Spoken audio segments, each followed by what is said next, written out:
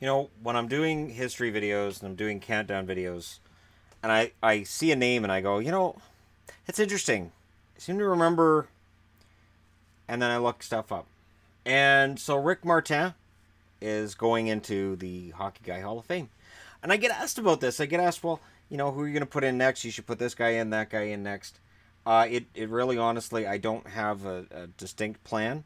But for me, Rick Martin is a guy who really, honestly, should be in the NHL Hall of Fame. He should. He really should. Because this is a career cut short, and he would have been a 500 goal scorer. But a couple of things got in his way.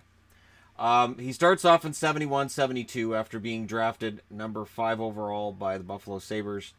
73 games played, 44 goals, 30 assists, 74 points. 72-73, 75 games played, 37 goals, 36 assists, 73 points. This guy's a pure sniper. Martin in 73-74 plays 78 games, 52 goals, 34 assists, 86 points.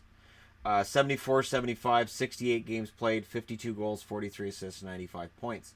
That is as high as it would get for him. 74-75, they go to the Stanley Cup final. He plays 17 games, gets 15 points. 7 of those points are goals. 75-76, 80 games played, 49 goals, so 1 away from 50, 37 assists, 86 points. This is before goals are really everywhere, like they're going to be in the 80s. He didn't get to take advantage of that. And in 76-77, he plays 66 games, 36 goals, 29 assists, 65 points. 77-78, he plays 65 games, 28 goals, 35 assists, 63 points. To pause here, in a game against the New York Rangers in 1977, Dave Farish pulls his feet out from under him, and he hits his head hard on the ice and gets knocked out. And this is a league that has witnessed a fatality through this kind of thing. After that takes place, Buffalo Sabre team members are all wearing helmets, almost entirely. And this is at a point, too, where, don't forget, there's the French connection of Rick Martin, Gilbert Perreault, and René Robert. Now, when I came into watching hockey, Perreault and Robert were still playing. Martin was not. Not really. 78-79, he plays 73 games, 32 goals, 21 assists, 53 points. So this is his lowest output of his career to this stage, and he still gets 30 goals. So that's a disappointing year. 79-80, he gets back into it, 80 games played, 45 goals, 34 assists, 79 points. Everything's great. If you go up to 79-80, this guy's going to have a Hall of Fame career. 80-81, it stops. 23 games played, 7 goals, 14 assists, 21 points. Then he ends up in LA. Why?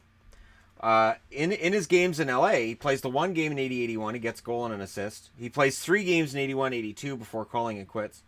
And 1 goal, 3 assists in those 3 games that he plays in LA. November 8th of 1980, Ryan Walter tripped Rick Martin while he was on a breakaway. No penalty is called. But Martin gets up. Mike Palmateer kicked him in the knee when he got back up after being knocked down. And that screwed up the cartilage in his knee really badly. His skating was done. And Scotty Bowman, who's in charge of the Buffalo Sabres at this point, makes a really tough call. March 10th, 1981, he trades him to LA with Don Luce for 2 draft picks. And one of those draft picks becomes Tom Barrasso. So in the video I did today on number 5 overall picks, Rick Martin directly leads to Buffalo getting Tom Barrasso. So it's one of those weird things where Barrasso will come in and really elevate the Sabres later on because of a draft pick that was acquired for Martin, who should have still been playing when Barrasso came in. 384 goals in his career. In 685 games, he's number 11 on the all-time list for goals per game in the NHL. That's ahead of some pretty impressive players. He was a first-team All-Star twice as a left winger. He's a second-team All-Star twice. He played in 7 All-Star games. Those were consecutive. And he's had 21. He had 21 hat tricks in his career, which is number 3 overall among left wingers.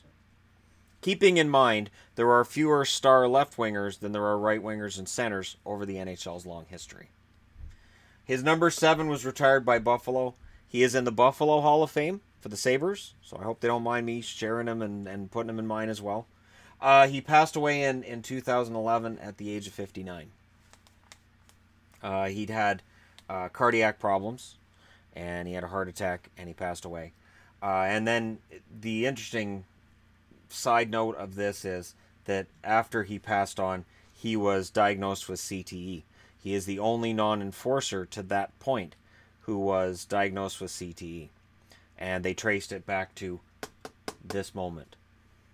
So he had no symptoms that your standard concussion CTE victims will have now. He didn't have that throughout his life, and it was only found out after he passed. But it took place on the day Farish hit. There you go. The career of Rick Martin, which was far too short. He should have been a 500 goal scorer. He should be in the Hall of Fame. I'll put him in mine. Hopefully that makes people happy. And again,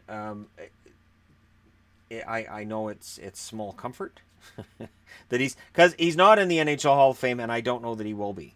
I don't know that we're so far removed from the French Connection, and if the credit for his career would just go to Gilbert Perreault, or what exactly the reasoning would be, but he's not in there yet. So should he be? I think so. But again, it comes down to where is he on the greatness scale? Who would he bump out? Let me know your thoughts in the comment section below. Hit like and subscribe if you're browsing your way through. You just happened upon this video. And thank you guys so much for watching. I'll talk to you again soon.